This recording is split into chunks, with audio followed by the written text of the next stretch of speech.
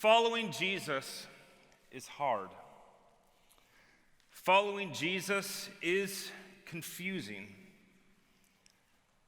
Following Jesus is worth it. And if you choose to identify as a follower of Jesus, then for most of your life, your journey with Jesus will be hard, confusing, and worth it, all at the same time. I know that when I was in college, at a school similar to ours, I got the impression from chapel speakers, and especially my Bible professors, that following Jesus shouldn't be hard or confusing because it is worth it. If I would just do what these leaders tell me to do, then being a student or a follower of Jesus would not be hard or confusing. They seem to have all the answers to every question. And they seem to know the perfect Christian response to every complex social issue. So if I would just believe what they told me and do what they did, then following Jesus would become easy and clear. But I want to be very clear up front this morning. Following Jesus is hard. It is confusing, and it is worth it. And there is nothing wrong with you, student, when you think that it is confusing, or when you're feeling like it is hard. And there is nothing wrong with you even when you question whether or not it is worth it. One of the things that can add extra hardship to our journey with Jesus is the language we Christians use. We Christians have our own vocabulary, right? You know that, right? We've even the songs we've sung, they reflect this special vocabulary, this jargon we have where we throw around words like grace and God and salvation and forgiveness and surrender. These words are foundational to our Christian identity, right? And so we say them and sing about them all the time. But these foundational words are often the ones that we don't really understand, if we're honest. Or we have a really hard time defining them. And we don't often take the time to wrestle with their meaning because we assume everyone knows the definition. And if we don't know, then we're often too embarrassed to even ask. But I would suggest that these foundational words are the ones we should be working to better understand in light of the diverse and complex ways they are used in the scriptures. One of the Christian words that for a long time added to the hardship or created extra hardship and confusion, and at times caused me to wonder, is following Jesus even worth it? Is the word faith. The word faith. Faith is popular in our Christian jargon. But if you're anything like me, it's also one of those words that doesn't make a whole lot of sense. In the Christian spaces that I grew up in, faith seemed very abstract, very ambiguous, really difficult to define. I was asked if I had faith. I was told to grow in my faith. I was warned that I didn't have enough faith, and it was emphasized that my faith somehow saved me because it connected me to Jesus. So obviously faith is really important. But what is it? Well, I got some clarity when I heard pastors or professors contrast faith with works or obedience. And with great enthusiasm, I was told that I am saved by faith, not by works.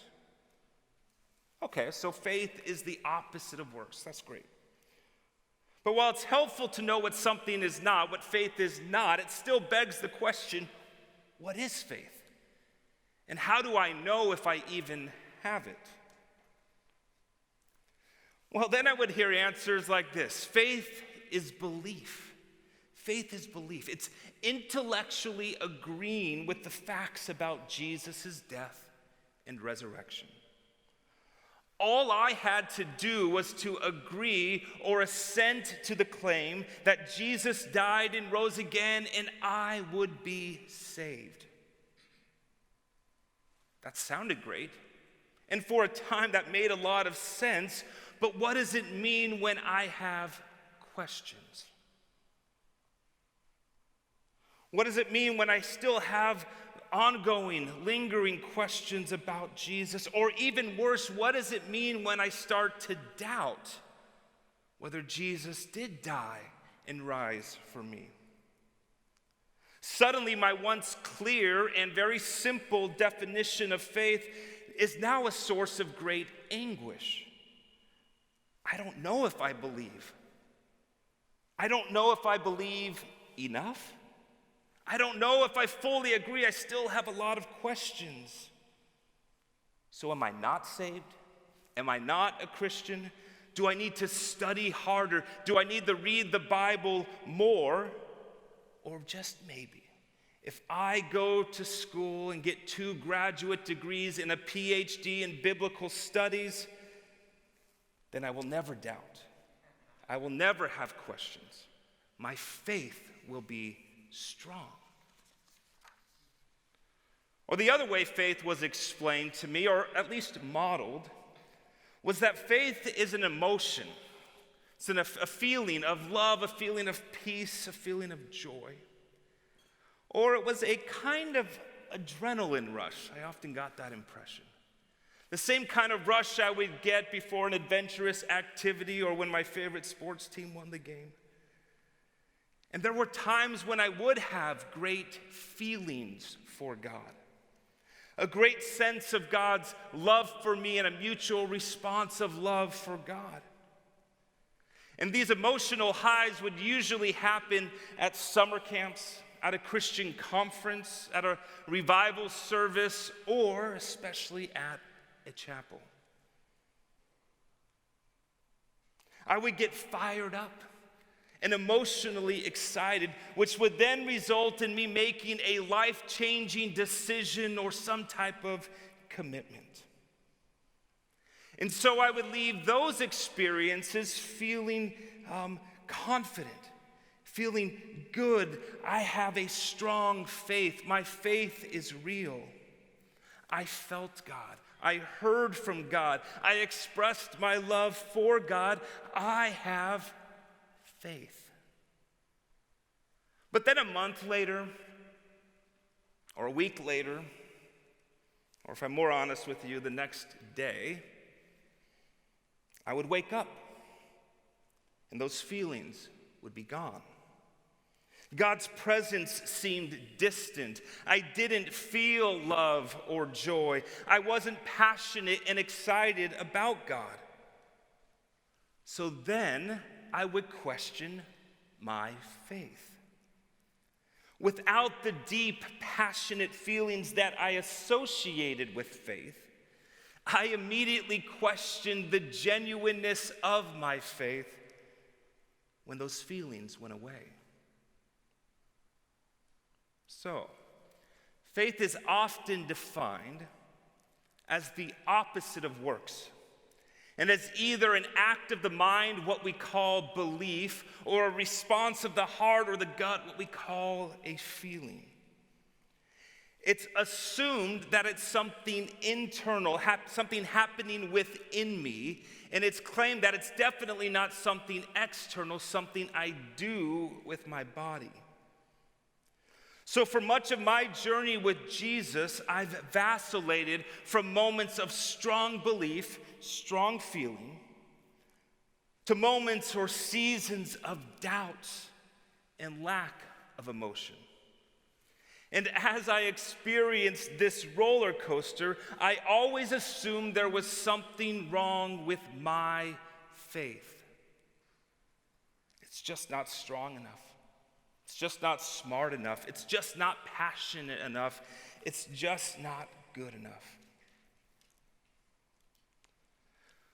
Well, this internal, focused understanding of faith not only makes our journey with Jesus more difficult and confusing, or at least it does for me, but it's possible, and hear me out this morning, it's possible that this definition is also different than what Jesus and the New Testament writers meant when they talked about faith.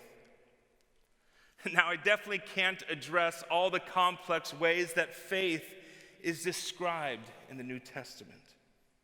But I do want to highlight 3 verses this morning for which our modern, popular, internal-focused understanding of faith doesn't actually seem to fit with what the New Testament writers say. 3 verses will be on the screen. We'll start with Romans 1. The Apostle Paul writes, "Through Jesus the King, we," Paul and his missionary team, "have received grace and apostleship to bring about the obedience of faith among all the nations, among all the Gentiles." The obedience of faith. Galatians 5:6, "For in the King Jesus," or in Christ Jesus, "neither circumcision nor uncircumcision counts for anything. The only thing that counts, the only thing that matters is faith working through love." Faith working through love. And then James 2, "What good is it, my brothers and sisters, if you say you have faith but do not have works?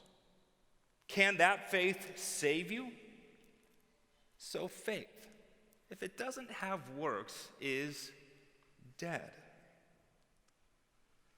The main observation I want to make is this.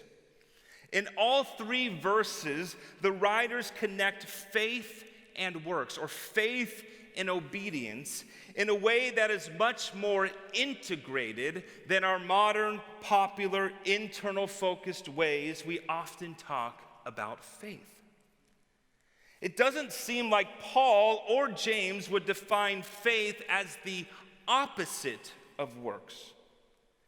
In fact, in these 3 verses, neither Paul nor James sees faith and works, or faith and obedience, as distinct or separate acts or actions. Paul's stated missionary goal in Romans 1 aligns faith and obedience. They're connected, they go together. To the Galatian Christians, Paul says that the only thing that matters is faith working through love. And James says faith without works is dead and unable to save. So what did Paul and James mean by faith? It's probably a better question to ask. Whenever we seek to understand the meaning of a word in the New Testament, the first thing we've got to recognize and acknowledge is that the New Testament writers did not write in English. Sorry to spoil it for you. They wrote in Greek. The New Testament writers wrote in Greek. So this means that neither Paul nor James nor the gospel writers ever used the word faith. The English word faith is one of the common ways we translate the Greek word pistis. Can everyone say pistis this morning? Pistis. You've learned Greek. There you go, E.T. You got your money's worth now. So what does pistis mean? And now we go a little bit deeper down the rabbit hole. Stay with me here. If I've not already put you to sleep, this is going to be a little technical, but bear with me. I think it will pay off. In Greek and in English, as well as any language, there are very few words that have a singular meaning. Rather, most words have the potential for multiple meanings, and it is the context in which a word is used that triggers one of those meanings. Let's consider the English word run as an example.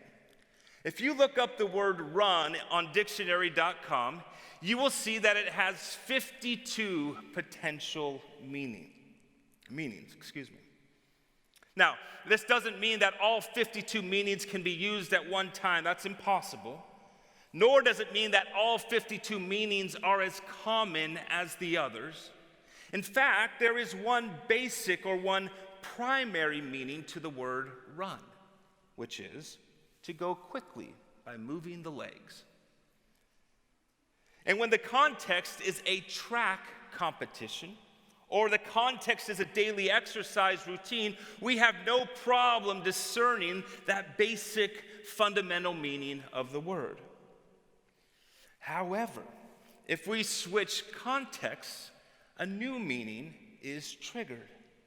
For example, when we go and support the baseball and softball teams this weekend, and we use the word run in those contexts, it means something different, right? We're now talking about a point scored. Or if the context is an airport, no one's going to look at you funny if you ask, is my flight running on time? We know what we mean, and we're not thinking the plane's got legs and moving quickly by the legs. That's not what we're thinking. So what about this Greek word pistis? Well, there are some potential meanings for this word, one of them being the word belief. Belief. This meaning of pistis is triggered often in gospel contexts when people are asked if they believe that Jesus is able to heal or do miracles. Do they have belief or do they believe? The word can also mean trust, a meaning that is triggered when the context is focused on God's promises. But if you look up the word pistis in a New Testament Greek dictionary, you will see that the most basic or fundamental meaning of pistis is the meaning faithfulness. Faithfulness. But the word itself, pistis, is mostly used within contexts that focus on our response to Jesus the King and the arrival of God's kingdom. And when in English we talk about faithfulness to a king or faithfulness to a king's kingdom, the word that best captures the meaning intended by Jesus, James, and Paul is the word allegiance. Allegiance. As New Testament scholar Matthew Bates has argued. Allegiance is the proper response to the good news about King Jesus and the arrival of his redemptive kingdom. Allegiance is the appropriate response that aligns us with this good news, that provides us entrance into God's kingdom and allows us to receive the benefits of the saving King's death and resurrection. When I say allegiance, I'm talking about the person or thing to whom we give our ultimate loyalty. Or we can say it this way: when we pledge our allegiance to King Jesus and his kingdom, we are ascribing to Jesus our highest value and then seeking to orient all of our life around him. Notice what happens when we insert the English word allegiance in place of the English word faith in those 3 verses I highlighted. Romans 1, through Jesus the King, we have received grace and apostleship to bring about the obedience of allegiance among all the nations, among all the Gentiles. As Paul preached to the Gentiles, his primary goal was for them to switch their allegiance from loyalty to the Roman gods to loyalty to the true God. From loyalty to King Caesar to loyalty to King Jesus. And Paul is saying here in Romans 1 that allegiance to the king is demonstrated in acts of obedience. Which actually makes total sense, right? You can't claim allegiance to a king and then refuse to obey the king's commands. Or if we could say it this way, one's allegiance is best demonstrated by whom one obeys. Galatians 5, for in the King Jesus, neither circumcision nor uncircumcision counts for anything. The only thing that counts, the only thing that matters is allegiance working through love. Allegiance to the King is worked out or expressed through acts of love. Acts of love that mimic or imitate the King himself. Allegiance to the King does not mean isolation or separation from people. Rather, allegiance to the true King is demonstrated in our relationships with people. Or James chapter 2. What good is it, my brothers and sisters, if you say you have allegiance, say you have loyalty to the King, but do not have works? Can that allegiance, can that loyalty save you? So, allegiance, if it doesn't have works, is dead. If we interpret pistis here as a belief or a feeling, then James's claim that a belief or a feeling is dead if it has no works doesn't actually make much sense. After all, I can intellectually agree with the facts about Jesus' death and resurrection without loving my neighbors. And I can have passionate feelings for God without loving my neighbors. But in a kingdom framework, I can't have allegiance to the true King without loving my neighbors as myself, which James himself says is called the royal law or the law of the kingdom. So pistis, it can mean belief. And pistis can mean trust, and some context will trigger those meanings.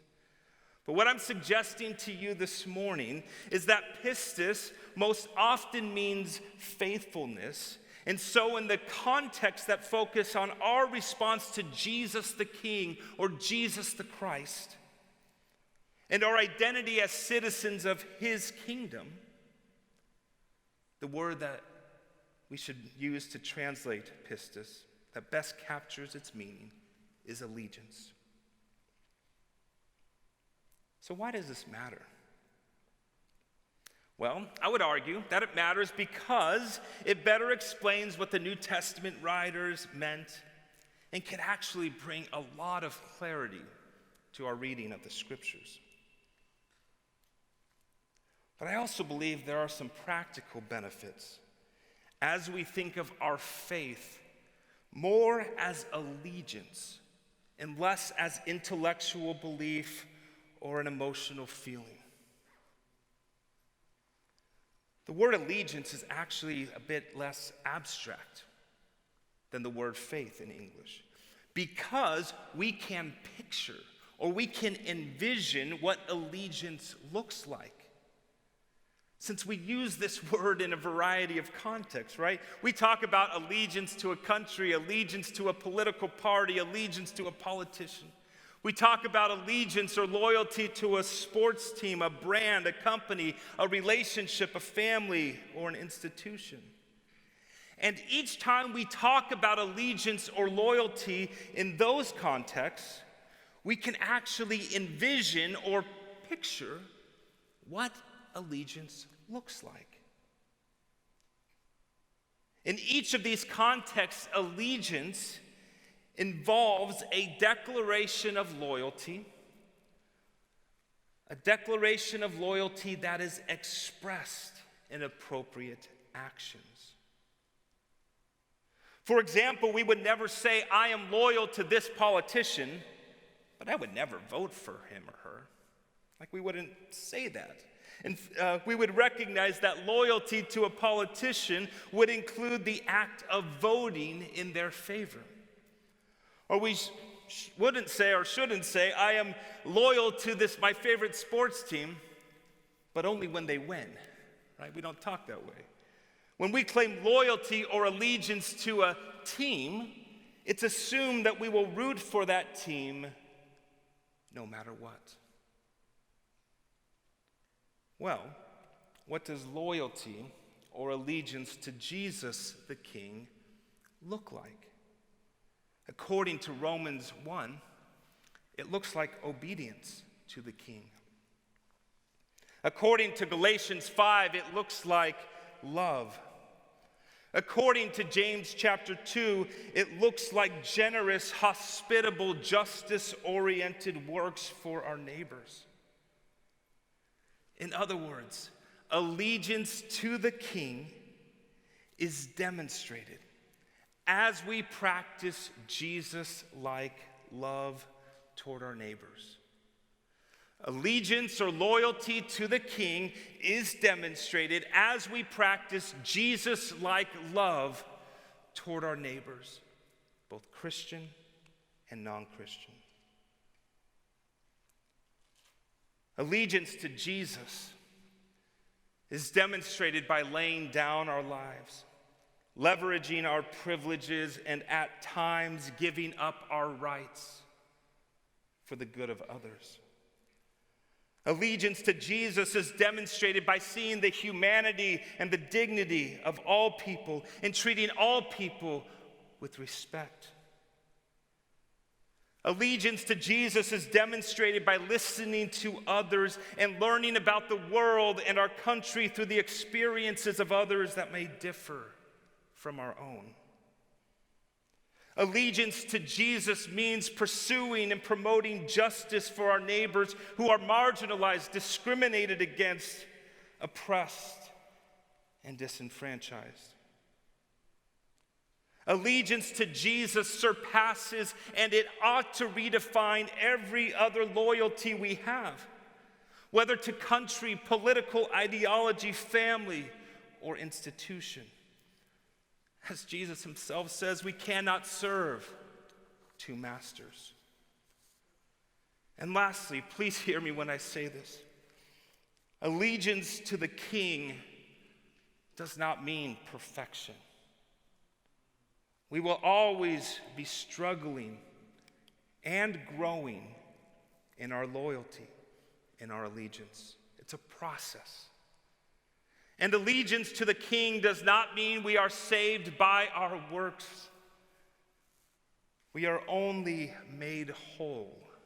We are only saved by the work of the saving King. So students, and any staff and faculty, your connection to Jesus is not dependent upon your intellect. And your doubts and your questions are actually evidence of your allegiance. Since you only have these questions and you only have these doubts because your priority is Jesus, otherwise you wouldn't care. Your up and down feelings for God are not the basis of whether or not you are a real Christian. In fact, your very desire to feel love, trust, delight, or joy in God is actually evidence of your allegiance, since you wouldn't care about those feelings if you weren't loyal to the King. The main question we need to be asking ourselves is not how strong is my belief or how passionately do I feel. The main question we should be asking ourselves is, to whom am I giving my allegiance? So Jessup, let's grow in being a community where allegiance to the true King is expressed, is demonstrated through humble, humanizing, self-giving acts of love for each other and for all our neighbors. After all, what matters most is allegiance working through love. Because allegiance to the King without neighbor-loving works is dead. Yes, following Jesus is hard. Following Jesus is confusing, and following Jesus is worth it. Because there is no one or thing more worthy of your allegiance than the saving King who loves you.